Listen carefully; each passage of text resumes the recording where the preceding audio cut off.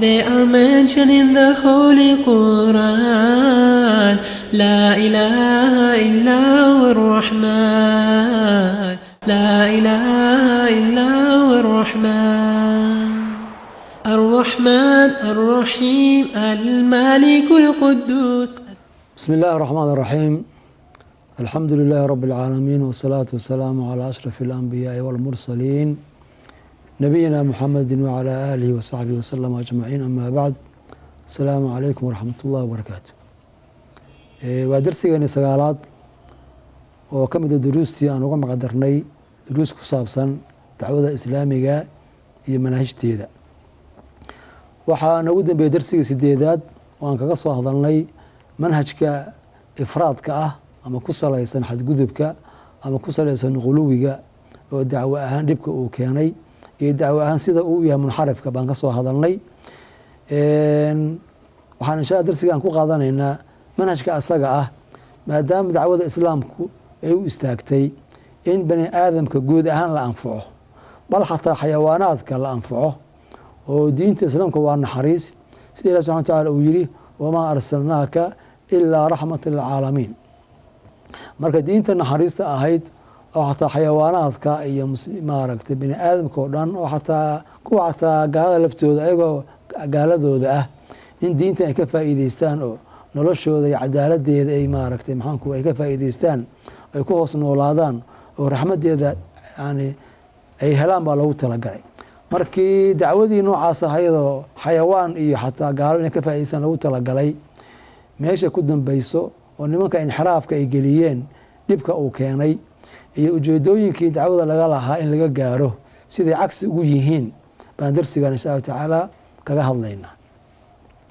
saa la socotaan diinta islaamku 5 shay ayaa jira oo muhiim ah oo inay waardiyeyso ay u timid ama ay maaragtay ay waardiyeynayso oo maslaxadda bani aadamku ay ku xiran tahay 5taas shay adduunkooda iyo aakhiradoodaba. waxaa loo yaqaano alkuliyaat alkhams ama waxaa la yidhaha aldaruuriyaat alkhams. 5taas shay waxaa weeye diinta iyo nafta iyo maaragta caqliga iyo cirdiga sharafta iyo maalka weeyaan. 5taas shay weeyaan in 5taas shay marka la waardiyeeyo oo sida ugu habboon maaragtay laga faa'iideysto lagu intifaaco oo aan la khaldin ayay diintan u timid guud ahaan waana maslaxadda bani aadamka ayaa lagu ilaalinayaa. Ilaahi subxaanahu wa tacaala arraxmaan arraxiim ah ayaa bani aadamka uu talagalay in naxariistiisa adduunka ay helaan intaan la gaarin aakhiraba. marka 5taas shay oo muhiimka ah oo in la waardiyeeyo ay diinta u timid in la hagaajiyo ay diinta u timid manhajka munxarifka ah oo ku salaysan ifraadka oo ku salaysan quluwiga xaggee buu gaarsiiyey. runtii meelo badan ma aadayn laakiin waddankeena oo kale ayaan dareemi karnaa dhaawacyada gaaray 5taas shay. xagga diinta maxaa dhib ah oo soo gaaray, xagga nafta dadka muslimiinta ah maxaa soo gaaray, muslimiinta maalkooda maxaa soo gaaray, muslimiinta cirdigooda iyo sharaftooda maxaa soo gaaray, muslimiinta caqligooda maskaxdooda maxaa soo gaaray. waxaan ka bilaabaynaa xagga diinka islaamka dhibaatada loo geystay way iska caddahay markii laga soo qaado keli ah inta Soomaaliya ka dhacday oo aan maaragtay goobjooga loo ahaa. hadda meeshaan hortayda 6 qodob ayaa ku qoran laakiin way ka badan kartaa. midda koowaad waxaa weeye tashwiihi suura, diinta muuqaalkeedii oo la shawaho magaceedii la xumeeyo taas ay ka dhalanayso in dadku ay nacaan. waana shay khatara diintan inay muuqaalkeedu fiicnaado oo dadku ay jeclaado oo dadku ay noqdaan mid diintan ku jira oo muslim ah iyo mid aan ku jirin laakiin qirsan wanaageeda oo aad maaragtay u xurmeynhaya oo inay xaggaa wax ka jiraan aaminsan baa lagu talagalay. marka suuraddii xumaata iska dhaaf mid aan ku jirin inuu soo galee kii xataa ku jiray inuu ka baxa laga yaabo uu ka cararo. midda labaad waxaa weeye waxay nimankan ay keeneen maadaama wadankii ay maaragtay dhex joogaan oo wadankii ay dhibaatooyin dagaal ay ka wadaan in dadkii muslimiinta ah oo Soomaaliya ah ay gaaladii ay maciin bidaan ama halna la noqdo shacab ama hala noqdo dowlad. haddii gaari la maciin badana waxaa weeyaan ugu yaraan dantooda ay kaa fushanayaan, waxa ay rabaan ayay kugu sameynayaan. marka in qofkii muslimka ahaa uu gaal marti u noqdo oo maaragtay amnigiisii iyo noloshiisii iyo caafimaadkiisii iyo wixiisii oo dhan uu halkaas la aado, uu u gacan galo, arrinkaasi diinta islaamka halis bay ku tahay. oo ugu yaraan qofka muslimka ahaa fikraddiisa ayaa wax ku soo biiraysa, gaaladu fiicana, gaaladu waxbayna tartay, baar baa ku soo biiraysa. marka qofku feejignaantii iyo iska ilaalintii uu gaalada ka qabi lahaa ayaa meesha ka baxaysa, waana shay halistiisa laho diinta halis ku ah. saddexaad waxaa weeye dacwadii ayaa magaceeda la xumeeyey, muuqaalkeedii ayaa la xumeeyey, shareecadii iyo xuduuddii magacyadeeda iyo dabaqitaankeeda ayaa la xumeeyey. meelo fara badan oo dacwada islaamiga ahi ay maxaanku irahaa ka socotay oo maxaanku irahaa laga akhrinhayey ama dadku aad iyo aad ay maaragtay uga faa'iidaysanhayeen ayaa istaagtay.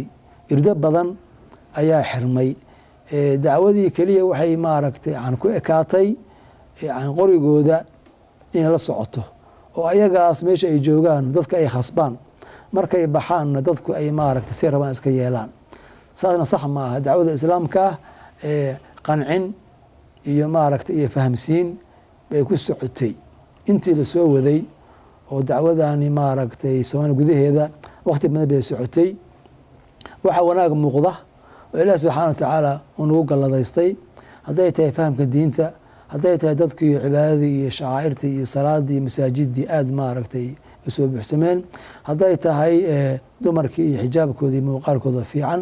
waxaasoo dhan waxa lagu helay qori maahayn, dagaalna maahayn.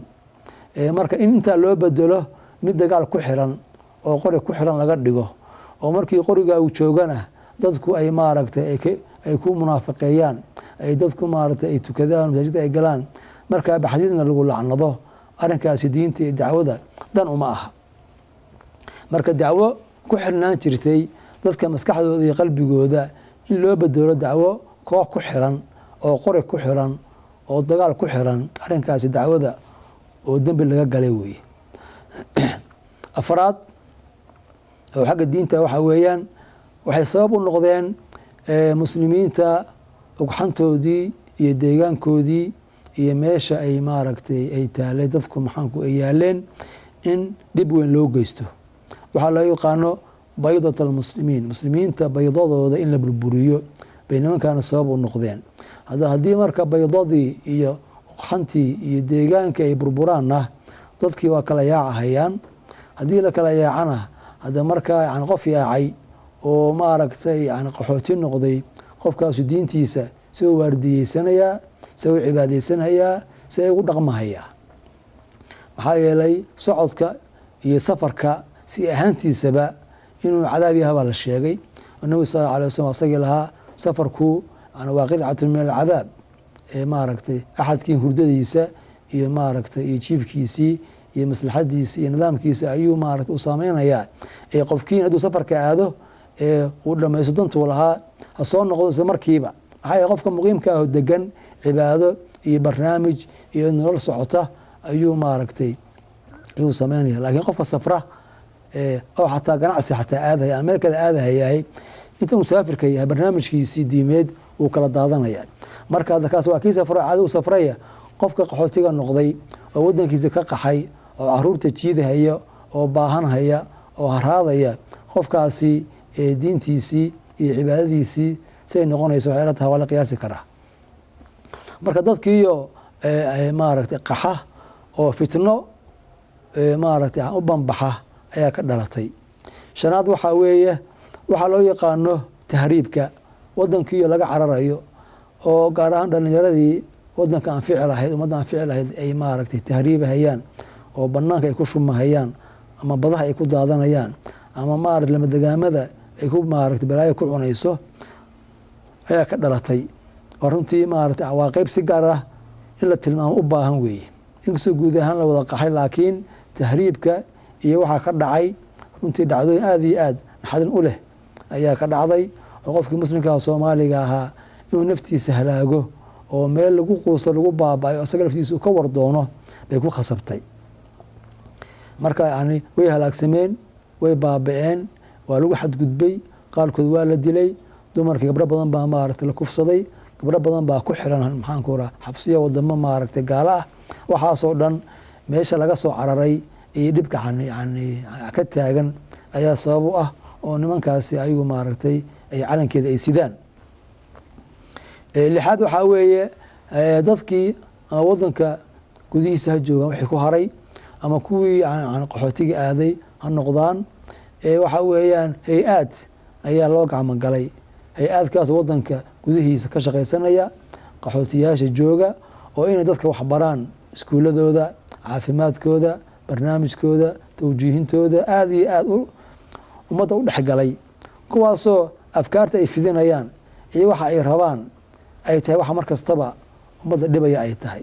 marka muslimiintii soomaaliyeed oo hay-aadkaas iyo ururadaas gaalada ah u gacan galay, oo ururadaasi wax kasta ay faragelinayaan, ay dumarkii shiranayaan, oo odayaashii ay shiranayaan, oo dhalinyarada ay shiranayaan, oo intaasoo magac ay isticmaalahayaan, in marka wadankii uu noqdo meel baylah ah oo iska dayacan bay sabab u noqdeen. hadda hay-aadkaasi wax ay wadaana diinta dhaawac ay gaarsiin karto waa malayn kartaa. taasi waa xaggii diinta weeye. haddaan u nimaadno xagga nafta, ayadana naftii in la ilaasho loogu talagalay oo xurmada lahayd, naftii ilaah subxaana watacaala caabudaysay, naftii diinta wax taraysay, naftii ummadda wax taraysay, ayadana maxaa laga yeelay? kow waxaa weeye naftii ayadana waa la dilay oo naf la gooyey, waxa loola haray ma ay jiraan. taqriiban 9 qodob ayaa nafta la xiriirtay dhibka la gaarsiiyey. naftoo la dilo oo toos loo dilo oo ay gacantooda ula tagaan, arrinkaas aad u dhacay, waana la yaqaanaa. ama qof ha u dileen, ama dadka yani koox koox ha u dileen, ama ha qarxiyeen. waxaan u dambeysay dhibkii weynaa ay ka geysteen maxkamadda banaadir oo dad masaakiin oo soomaali ah oo meesha iska dhooban oo kala nooc ah in la baaba'sho maaragtay kadibna ilaahay looga xamdiyo. waxay tilmaamaysaa sida nafta bani aadamka muslimka loo qiimo tirahayo. marka kaasi waa maaragtay waa dil loola kasay. midda labaad, dil badan oo ayagu ay leeyihiin looma kasin ay leeyihiin, ama waa lagu khaldamay ay leeyihiin, isna waa jiraa oo dad fara badan ay ku tageen. waxaa kaloo jira dil maxaanku rahaa maarata ayagu ay dilayaan oo ay leeyihiin maxaanku rahaa dadka aan dilayno wixii ag joogay ayaguna dhiigooda waa noo xalaal bay leeyihiin. oo maalan haddii xataa maaragtay yani dad gaalo ayaga agtooda ka ah ay dilahayaan, wixii meesha jooga iyo wixii raacay iyo wixii qarxiyay wixii oo dhanba way israacinhayaan. ayaduna waa sabab kale wey. afraad waxaa weeye waxay sabab u noqdeen in markay dagaal sameeyaan ciidamada wadanka joogaay oo afrikaanka ah iyo waxa lamidka ayaguna meesha ay ka dagaalamaan, oo markii meesha la isku dagaalan hadda shacabka miskiinka ahaa oo ku baaba'o oo dadkii muslimiinta ahaa dhib weyn lasoo gaarsiiyo, ayadoo loo aanaynayo nimankaas ayaa meesha jooga ama xaggiina maxaanku rahaa waxbaa laga soo tuuray iyo wax lamidka ah. afraad waxaa weeye dad baa ku dhintay yani qaxootinimada markay qaxeen ama ay sii socdeen ama ay sii baxahayeen ama tahriib hayeen, nafta dhimanaysa oo dhibkaa ku dhimanaysa oo maalan ama maaragtay waayeel ah ama qof kaloo iska xanuunsaday ah oo meesha lagu daryeeli lahaa ka tegey, naftaa dhimatana laftooda sabab bay ku yihiin, qeyb bay ku leeyihiin. midda kale waxaa weeye noloshii ciriiri noqota oo maaragtay qofkii muslimkaa kii xataa joogay oo aan bixin noloshiisii wuxuu cuni lahaa iyo caafimaadkiisii oo ciriiri gala, taas ay ka dhalanayso nafta bani aadamka daryeelkay u baahan tahay in la waayo. marka qofkii jirada wax lagu daaweeye ma laha, kii xanuunsan kii maaragtay cunto gaara u baahan, wixii oo dhanba way dayacan yihiin. marka naftiina haddii wax ku noolaan lahayd hadday weydo siday ku noolaanaysa waa ciriiri. midda kale waxaa weeye dadka oo la gaarsiiyo dhib aan dilka ahayn ka sokeeya, qofku la dhaawaco ama maaragtay maxaanku ra gacmihiisii iyo lugihiisii iyo wax gaaraan, ama yani lixdiisii lixaad maarata qofkii waaya ayadan qayb bay ka tahay maxaa qofka la dilo waa dembi qofka oo nicmadii ilaahay siiyey oo lixdiisa lixaad ahaydna waayana ayadana dembi kala weey marka ayagu ama dagaalkaas qofka ha ku waayo ama qofka intay qabtaan ayagu oranay xuduud baan oogeynaa oo xuduuddaas maxaanku oraa sida ay ku sugnaatay iyo maxaanku sida loo xaqiijiyey aan laga fiirsanayninoo la iska fududaysanayo oo sida qofka la dilayo loo fududaysanayo ayaa waxaa loo fududaysanaya qofka in maaragtay xad lagu oogana toddobaad waxaa weeye yani qofka muslimka oo lagu dhibo cabsigelin cabsigelintu lafteeda waa dembi waana xaaraan mana banaana in qofka la dilo iska dhaafe xataa la cabsi geliyaa shay bannaan maaha in xataa laga naxiyo diinta islaamku ma ogola in xataa la xagto ama wax xaganaya suuqa lala maro ama xataa maaragtay masaajidka lala yimaado nabi sal ly slam wuxuu ku yihi maaragtay haddii axadkiin uu wadada marayo ama suuqa marayo ama masjidka imaanayo isaga oo maaragtay gamuuna wata gamuunkiisa afka ha qabto si uusan qofka muslimka ah ugu xagin nabi sal lay sl mar waxaa dhacday asagoo musaafira iyo yani saxaabadiisa meel bay degeen marka nin saxaabi oo jiifa ayaa maaragtay alaab uu lahaa ama xarig uu lahaa ama ul uu lahaa ayaa laga siibay hoostiisa ninkii marka wuu naxay wixiibuu waayey markaasuu xoogaa maaragtay si uu maaragtay u naxay nabi slam wuxuu yihi maxaa dhacay waxay idhaaheen yaa rasuulallah waxay idhaaheen waa la kaftamaynay nabigu waa diiday sala allahu alay wasalam marka qofkaas laga nixinayo oo wuxuu meel ku ogaa inta laga qaado hadhow naxahaya ayaa la diidayaa nabigu sal allahu alay wasalam waa isagii yidhi laa yatanaaji ithnaani duuna alaakhar fa ina dalika yuxsinuh laba yaysan faqin oo qof kale aysan ka faqin maxaa yeelay faqaasi qofkaas wuu murug gelinayaa marka xataa faqa ayaa la diidaya qofka in xataa laga faqo maxaa yeelay su-aal baa ku dhalanaysa talow maxay sheegahayaan maxay ka hadlahayaan maxaa lagaaga faqahayaa waxaas baa qofka muslimka ah inay qalbigiisa galaan baa loo diidan yahay maxaa yeelay qalbi ilahi subxana watacaala inuu caabudo lagu talagalay inuu cibaadada ilaahay iyo tacdiimka ilahay u firaaqoobo ayaa lagu talagalay in lagu mashquuliyo walwal iyo warbahaar looma baahna marka qalbigii noocaas ahaa kuwa argagixinaya oo cabsi gelinaya dembi weyn bay nafta muslimka ay maaragtay ay ka galahayaan sideed waxaa weeye tahdiidka iyo cabsigelinta dadka ay cabsi gelinayaan oo qofkii si ayaga u raaco ama ayaga uga boqo in dadkii la cabsi geliyo si maamulka iyo jiritaankooda ay u sugaan runtii arrinkaas arrin saxa maaha dadka muslimiinta ay xurmay isku leeyihiin haddaad doonaysid in lagu raaco oo lagaa dambeeyo wixii lagaa dambeyn lala imow ummadda waxtar ummadda u khidmee laakiin awood iyo kii aan raacin baan dilahayaa oo qof madaxa maaragtay yani hadda markii xoogaa la joogaba qof madaxa go-aan baan soo tuurahayaa waxaa ummadda meel ma gaarsiinayaan waxna ku tari mahayaan sagaalaad waxaa weeye qiimo tirka la qiimo tiray nafta bani aadamka nafta muslimka la qiimo tiray oo nimankaas runtii ay hormood ka yihiin saa la socotaan runtii dhib badan baa soomaaliya ka dhacay dhib badan ayaa maaragtay loo geystay qofka muslimka soomaaliga ah waa lagu xadgudbay waxay soo socotoba maaragtay kuwii u dambeeyey dad la oran jiray mooryaan ayaa jiray oo qofkay dilahayaan intay dilaan hadhow ciddiisu ama odayaashiisu ay keeni jireen xoogaa yaroo lacag ah ayay keeni jireen oo maaragtay bacmadow lagu soo qaado ilaal maaragtay la yidhaaho hebel bacmadow oo kale ayaa loo keenay marka waxaan ka wadaa taasaa u dambeysay oo xataa mooryaantu qofka ay dilaan waxbaa laga heli jiray waxbaa ka soo noqon jiray maarata bacmadowgaas ayaa lagu qabay laakiin nimankan waxay keeneen barnaamij ah in qofkii la qiimo tiro oo xataa bacmadowgii xataa waa la gabay garamaysid oo qofkii aan qofku dilaya asagoo waxba aan ka baqaynin oo xataa in xataa hadhow la dacweeyo ama hadhow ciddiisa loo tago ama hadhow in ciddiisu ay xoogaa yar bixiyaan xataa ayadii maaragtay waa laga baxay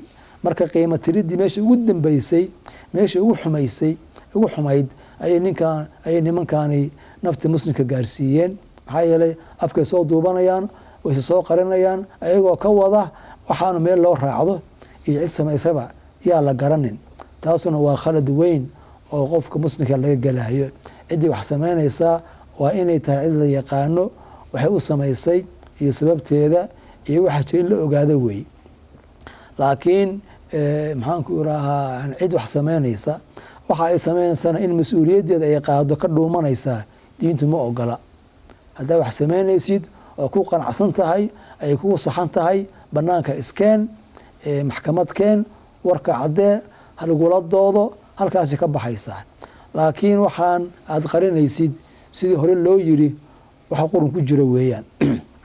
marka qiimo tirada qof yani in la qiimo tiro qofka muslimka ahaa oo dhiiggiisa la qiimo tiro oo xataa bacmadowgii la waayo oo qofku markuu qof dilahayo waxba uusan ka baqaynin wadada khatarta ayaga ayaa jideeyey wax kastoo sameeyeen ayaga ayaa mas-uul ka ah oo markaas ama ayagu ha sameeyeen ama cid kale ha sameeyeen in dhiiggii la baylihiyo oo muslimiintii dhiiggooda rakhiis uu noqdo oo ay soo alifaan wado la samaynayo wado la qaadahayo qofkii qaadaana qofku rabo oo dilahayo wax mas-uuliyad aan uusan qaadaynin.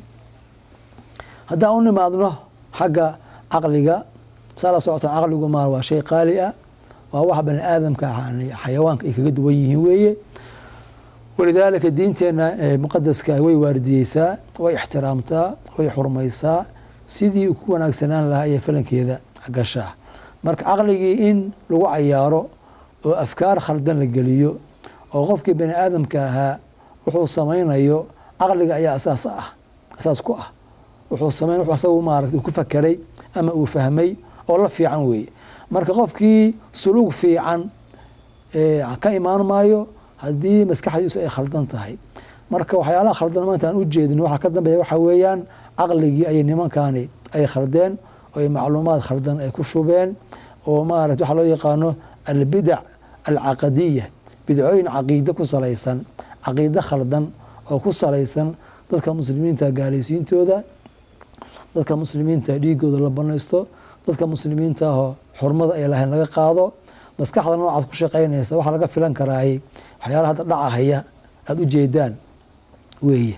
marka caqligii xurmada lahaa oo qofka bani aadamkaahi tasarufaadkiisa iyo wax uu samaynayo xakamayn lahaa haddii la waayo haddii qofkii marka waxaa ka imaanaya iyo waxa uu samaynayaa waxay noqonayaan waxyaalo lala yaabay noqonayaan oo lala fajaco oo su-aalo badan ka yimaadaan bay noqonayaan oo natiijo xun dhasha bay noqonayaan.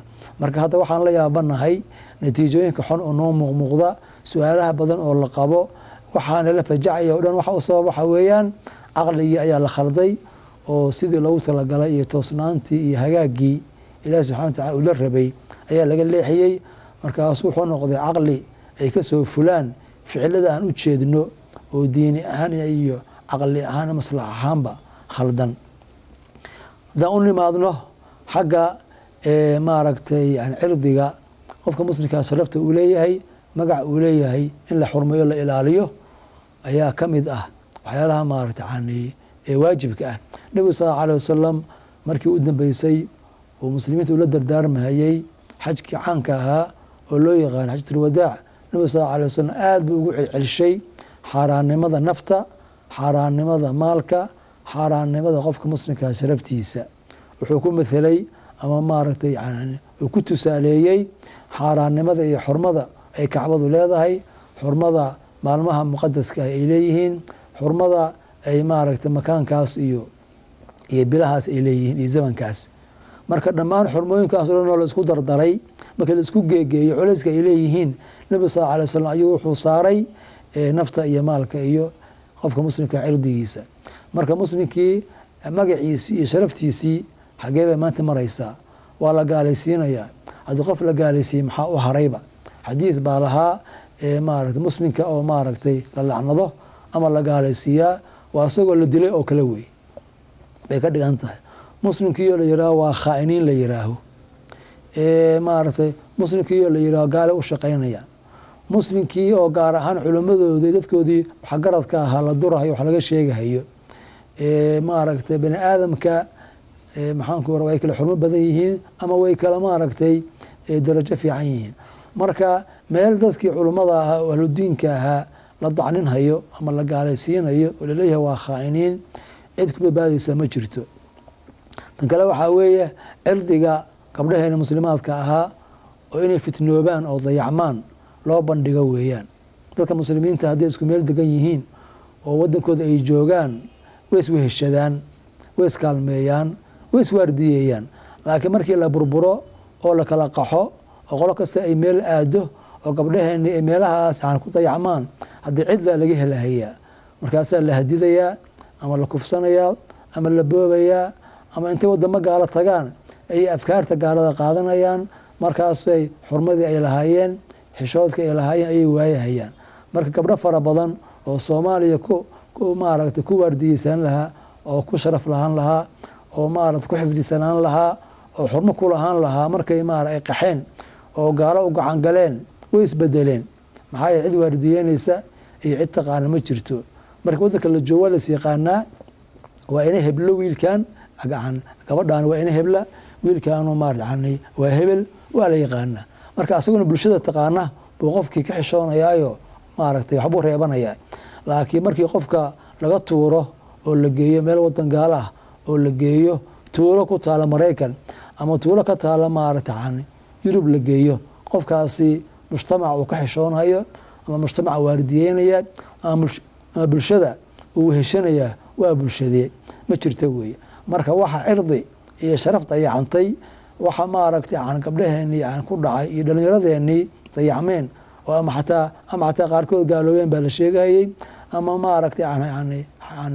xumaadeen. waxaasoo dhan dadkii qaxiyey oo inay wadankooda usoo noqdaan sababta ku ahaa ayaa maallo ku leh. mid ugu dambeysoo ah xagga maalka oo sharaftiisa aan garanayno iyo qiimaha uu leeyahay. maxaa yeele wax kastoo la sameynayo maal bay u baahan tahay.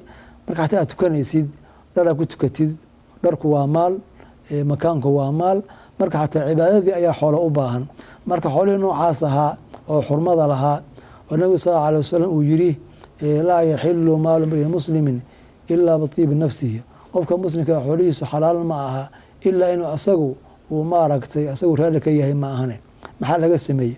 waxaa dhacday in dadka muslimiinta ahaa lagu farad yeelo xoolo oo la yidhaha xoolahaas baa idinku waajib ah, ama la yidhaha waa zako, ama la yidhaha jihaadka iyo ayaad ku taakulaysaan oo lagu khasbo baa ka dhalanaysay.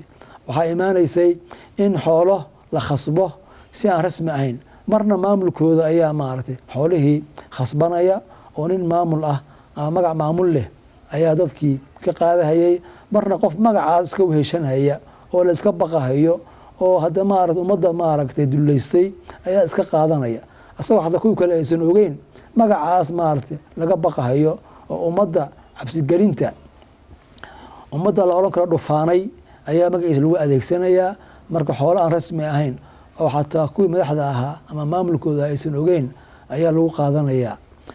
saddexaad maxaanku iraahaa in dadka lagu farad yeelo waxyaalo fara badan oo meelay aadahayaan iyo cidda qaadanaysa aan la garanaynin. dhibaatada la abuuray iyo khawfka iyo cabsida iyo qaxu wuxuu keenayaa muslimka in maalkiisa dayacmo, ama waxbuu ka tegahayaa ama waxbaa laga dhacahayaa, waxbaa ka lumahaya. fursadihii xoolihiisa uu kaga faa'iidaysan lahaa ama ku qalacsan lahaa ayuu waayahayaa. midda kale waxaa weeye dagaalada ay wadaan iyo waxa ay ay kharibahayaan hanti badan baa ku baxaysa. dad badan ayaa hantidooda ku lumaysa. guryay duminayaan, baabuur ayay baabi'inayaan. haddii qofkii xamad arkay baa arkay inta wadooyin la burburiyey, inta guryo ay burburiyeen oo ay laftooda ay burburiyeen oo ay dalooliyeen ama ay ka dhigteen meel dhufays ah. qof guri iska leeyahay oo ka qaxay oo ka maqan in la dego oo la burburiyo oo laga dhigto dhufays oo la isku dalooliyo yaa ku idmay. midda kale waxaa weye waxay sabab u noqdeen burburkii ka dhacay xamar in badan oo ka mida oo dagaaladii ayagu ay wadeen oo ayagu sababtooda ay lahaayeen oo nimankaas afrikaanka ay ciidamadaas ayaga dhex marahayay iyo kuwa dowladda wixii ka dhacay ayaga sabab u ah. maxaa yeele waxaa kale waa la xallin karay, ayaga ayaa xalkii diiday, ayaga ayaa musaalaxadii diiday, ayaga ayaa war waxaan joojiya diiday. marka markasta bilaabidda iyo waxa la celin lahaa ayaga ayay ahaayeen. marka ayagaa sabab u ah. wixii marka ayagu ay sameeyeen ayagaa sameeyey, wixii cid kala samaysan ayaga ayaa sabab u ahoo joojin waayey. marka wixii ka dhacay oo dhibaatada halkaas oo xoolo la waayey ah ayaga u sababa. marka meesha waxaa ku cad dhammaan shantii shay oo diinta waardiyeynaysay in manhajkaas quluwiga ku salaysan, ifraadka ku salaysan uu dhaawac weyn gaarsiiyey, oo meeshii ummadda wax la tari lahaa diin ahaan iyo naf ahaan iyo maal ahaan iyo maskax ahaan iyo cirdi ahaanba wax la tari lahaa waxba lama tarine intay haysteen bay ku waayeen. diintii wax badan bay waayeen, caqligoodii wax badan baa laga khalday, xoolo badan bay waayeen, naf badan oo aalaaf mu'alafa ah ayaa la waayey, sharaf badan ayaa luntay. ilaahi subxaana wa tacaala ummadda muslimka ah gaar ahaan Soomaaliya allaha caymiyo oo maslaxadeeda adduun iyo aakhiraba allaha u hagaajiyo. wabillahi tawfiiq. assalaamu calaykum waraxmatullahi wabarakaatuh. They are mentioned in the Holy Quran. La ilaha illa ar-Rahman.